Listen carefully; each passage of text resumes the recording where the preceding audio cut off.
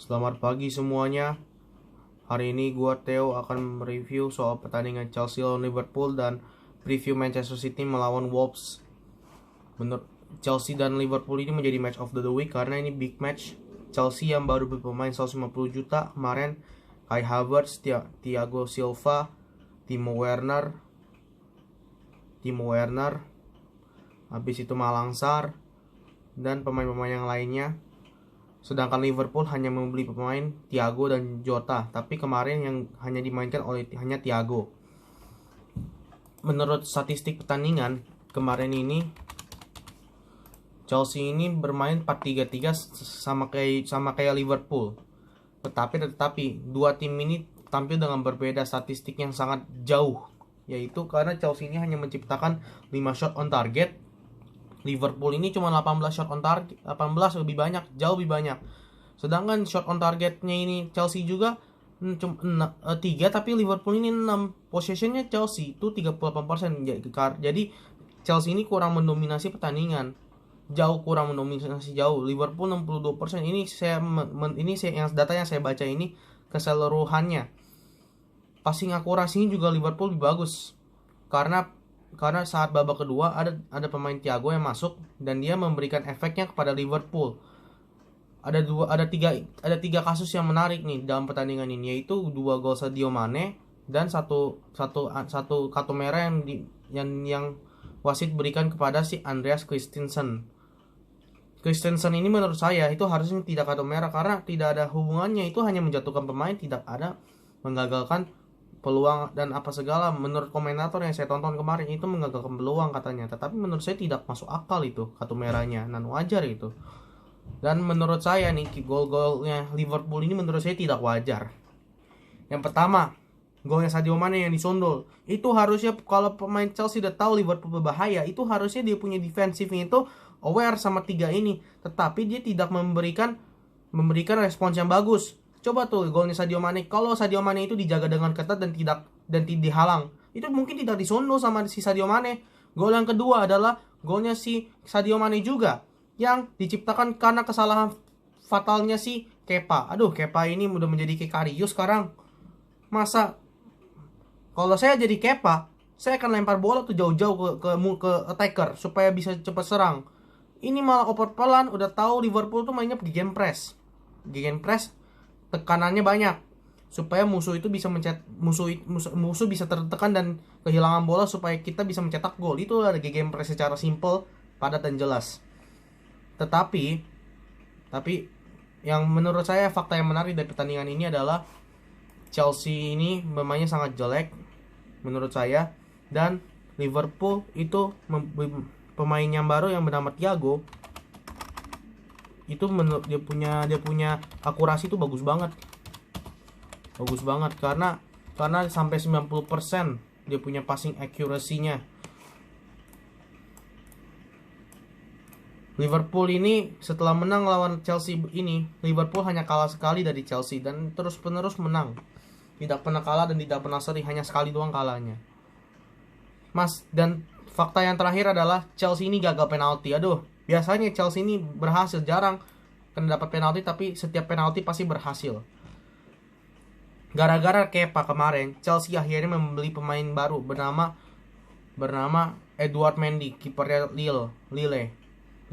Semoga aja ya Edouard Mendy ini membantu Chelsea dalam dalam kipernya. Karena menurut gua Kepa ini udah menjadi kayak Karius, udah bener-bener jelek deh. Masa gol yang kedua bisa diberikan kayak gitu doang. Astaga, pusing dah. Satu lagi yang terakhir, yaitu preview Manchester City melawan Wolves. Manchester City melawan Wolves ini menurut saya adalah salah satu pertandingan seru karena statistik musim kemarin Wolves bisa berhasil menang 2 kali di kandang dan di tandang melawan Manchester City. Dan menurut saya Wolves ini menjual pemain-pemain yang jago-jagonya dengan harga yang mahal dan membeli pemain lagi yang muda-muda dan harganya tidak terlalu mahal. Dengar-dengar Wolves ini pengen membeli Nelson Semedo yang menurut saya ini masih gambling. Soalnya Semedo ini bermain di Barca tuh kurang bagus, kurang efektif. Contohnya kemarin lawan Bayern Munchen yang dibantai 2-8. Itu Nelson Semedo itu bermain sangat-sangat buruk. Kalau menurut pertandingan Barca sebelum-sebelumnya preseason itu cuma pemanasan doang. Belum tentu itu menjadi indikator kesuksesan tim dalam masa depan. Karena pelatih Barcelona yang sekarang ini menurut saya belum terlalu yakin, karena dia di Everton tidak terlalu berhasil menurut saya. Tetapi semua itu masih belum dibuktikan. Tapi ini menurut analisa saya mungkin akan seperti itu yang terjadi di Barcelona yang sekarang. Dan Wolves ini udah kebanyakan kehilangan pemain, tetapi tidak usah panik karena Wolves ini memiliki pemain yang bernama Adama Traore. Traore ini mempunyai speed yang kencang, badan yang besar, habis itu power yang gede. Sehingga sprintnya itu kencang banget dan back bisa keok sama dia.